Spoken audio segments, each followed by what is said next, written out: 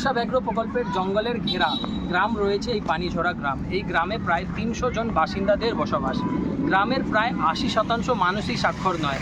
গ্রামের যে বয়স্ক নাগরিকরা রয়েছেন তাদের পড়াশোনার শেখানোর জন্য এবার বিশেষ দায়িত্ব গ্রহণ করেছে এলাকার একজন তরুণী।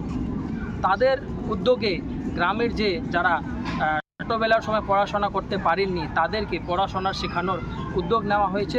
একদল তরুণী গ্রামের বিভিন্ন এলাকায় ঘুরে বেড়াচ্ছেন, যারা এই পড়াশোনা থেকে বঞ্চিত হয়েছেন, যাদের বয়স 60 থেকে 70 বা 80, তাদেরকে তারা পড়াশোনার শেখানোর দায়িত্ব নিয়েছে। এটা তো ভালো, খুবই ভালো।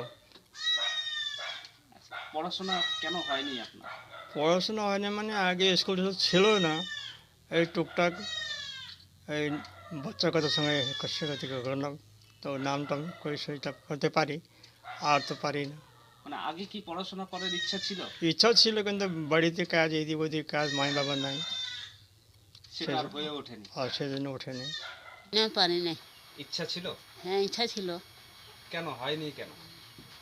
মা বাবা পড়ায় না, আমি কি করবো? তাই মা বাবা পড়াইলে সেনে আমি পড়তাম। অভাব? মা বাবা তো ছোট থেকে মারা গেল। আচ্ছা, মারা গেছে। ওদেরকে দেখে আমাদেরকে মোটিভেশন হচ্ছে। এত বয়সের পরে এত গ্রামের মানুষ, ওরাও বাচ্চাদের মধ্যে বসে ওদের কাছ থেকে ওরা লেখা মানে কেমন ওরা খুব সুন্দর লিখেছে, এটা দেখে আমরা খুবই মানে উৎসাহিত। Understanding the importance of reading, ওরা লিখে পড়া না জানলে পরে কীরকম অসুবিধা হবে এইটা ওরা বড়দেরকে দেখে ওরা মানে আন্ডারস্ট্যান্ড করতে পারছে। এখন ওরা আরও ভালো পড়াশোনা করবে, এটা আমার মনে হচ্ছে। আমার শহর আলিপুরদুয়ার থেকে অজয় শাহ, কলকাতা টিভি।